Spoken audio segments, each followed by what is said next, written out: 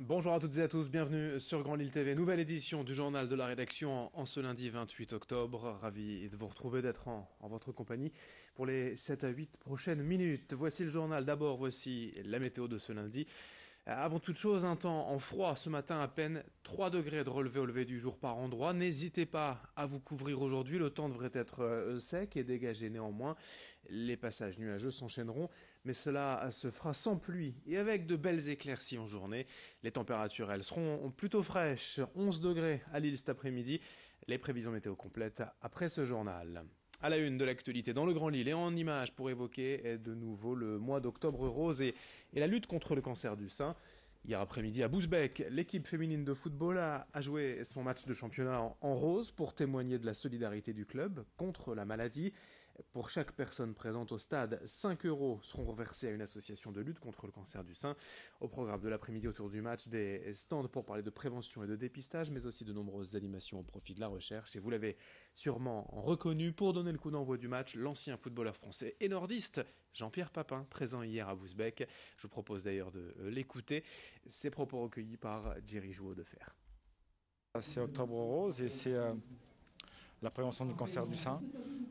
Moi qui suis impliqué par rapport à mon association, je dirais la maladie en général. Je pense qu'il faut se mobiliser, quoi qu'il arrive, pour promouvoir ce genre de choses qui est hyper important dans la vie de tous les jours. Promouvoir le football féminin et ce mois d'octobre qui est très particulier, je pense que ça coule de source. Donc il faut se battre. La maladie, ça se combat. Et quand on la combat, on a des bons résultats. Une autre image de ce week-end à Lille pour vous signaler une manifestation samedi sur la Grand Place des Libanais de la région. Une centaine de personnes se sont en effet rassemblées en soutien aux récentes manifestations organisées dans le pays. Voilà déjà 11 jours que la population libanaise se mobilise contre l'État et les élus politiques. Les habitants contestent le pouvoir politique en place, qu'ils jugent incompétent et corrompu. À Lille aussi, les ressortissants libanais ou français d'origine libanaise affichent leur unité et leur soutien à leurs proches et familles sur place. Explication avec l'un de ses représentants libanais au micro de Jerry Jouot de Fer. Je pense qu'il n'y a personne est, est venu ici juste pour venir. Personne n'est content qu'il soit loin de sa famille, de ses amis. Tout le monde peut être au Liban, mais malheureusement, les politiciens ils nous ont forcés à quitter le pays. Donc il faut montrer au peuple libanais que même si on n'est pas physiquement avec eux, on est là, on veut les soutenir pour que ça marche et qu'ils restent dans la rue afin que tout le monde dégage. Il y a toujours les manifestants, ils sont toujours dans la rue, de plus en plus. À chaque fois qu'il y a un ordre pour que les policiers ou l'armée empêchent les manifestants de venir, tout le peuple se rassemble et revient encore plus puissant et plus fort. Et on ne va pas lâcher. On va pas lâcher. Autre info dans l'agglo, il pourrait y avoir bientôt un peu plus de publicité dans les transports en commun. Le contrat d'exploitation publicitaire octroyé à JC Deco à partir du 1er avril prochain prévoit en effet l'installation de nouveaux écrans pubs à LED dans les abribus ou de tramway. Pendant 5 ans, l'entreprise aura en charge l'entretien, la maintenance et l'exploitation de plus de 1000 abris voyageurs de la Belle. Mais il n'est pas prévu de mettre des écrans partout, seulement à certains endroits stratégiques. En tout cas, ces panneaux publicitaires vidéo font réagir les associations comme Résistance à l'agression publicitaire. S'ils ne savent que peu de choses pour l'instant sur ces installations, ils estiment qu'il s'agit d'une nouvelle agression envers les usagers des transports. Explication avec l'un de ces militants au micro de Vincent Vieillard. Avec Résistance à l'agression publicitaire, on mène des actions depuis assez longtemps sur les panneaux et écrans de publicité. Donc ces actions qui sont non dégradantes où on reste dans, on va dire, quelque chose qui est légal à la limite du légal, mais on compte continuer à en faire parce qu'effectivement on veut continuer à dénoncer ces dispositifs qui sont intrusifs, énergivores, anti-écologiques et qu'on a envie de voir disparaître de nos transports publics. Justement, comment bien circuler en ville, que l'on soit piéton ou cycliste? C'est la question que se pose le collectif Villeneuve d'Ascq 2020. Ses membres ont pour cela organisé ce week-end une marche exploratoire à travers la ville afin de déceler les points noirs de la mobilité urbaine. L'idée est d'établir les difficultés que peuvent rencontrer au quotidien les habitants lors de leurs déplacements. La marche en question s'est faite dans le quartier de Pont-de-Bois, un pôle multimodal où plusieurs moyens de transport se retrouvent, métro, bus, train, mais aussi les cyclistes et forcément les piétons. L'ambition est de rendre tout cela plus harmonieux, plus simple. Explication au micro de Jerry Jouot de Fer.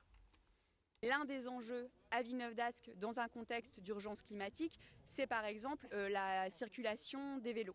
Et on va voir en fait que sur l'avenue du Pont-de-Bois, il y a énormément de discontinuités cyclables, c'est-à-dire qu'il y a des voies cyclables qui, même pas des voies, des pistes, c'est-à-dire qu'elles ne sont pas vraiment séparées de la circulation automobile, ce qui n'est pas sécurisant pour les cyclistes qui ne sont pas aguerris. Quand on sait que la majorité des déplacements font moins de 3 km et même moins de 5 km, mais que la plupart des gens prennent leur voiture, on se dit que le vélo serait totalement approprié pour faire ce type de déplacement. Pour terminer ce journal, voici la belle histoire, le sacré défi de Malo Thomas, jeune étudiant lillois en STAPS qui va relier Lille à Madrid à pied et à vélo, soit 1700 km en plein hiver. Son défi démarrera dans quelques jours, jusqu'au mois de décembre. En 4 jours, précisément, dès le 16 décembre, il veut relier Madrid. Son objectif, c'est de sortir de sa zone de confort, de se dépasser pour atteindre ses objectifs. Les conditions climatiques, forcément, ne lui faciliteront pas la tâche, mais Malo et son équipe font appel à vos dons pour essayer de réaliser ce défi. Une cagnotte est en ligne. Explication au micro de Rémi Desromeaux. C'est un Paris-Madrid à réaliser en vélo avec quelques tronçons de course à pied au niveau des Pyrénées, un maximum on va dire de 4 jours, en essayant d'aller le plus rapidement possible, tout en profitant on va dire du paysage, parce que je vais en voir des beaux petits paysages. Comment on fait? Tout simplement, pour ma part, 2 entraînements par jour, 6 jours sur 7, un entraînement le dimanche on va dire, après beaucoup de motivation, une bonne équipe qui me permet d'avoir des bonnes charges d'entraînement, des bons coachs qui sont derrière moi et ouais voilà, franchement c'est un bon dispositif mais c'est primordial pour pouvoir m'entraîner dans les meilleures circonstances possibles et réaliser cette traversée. Ouais.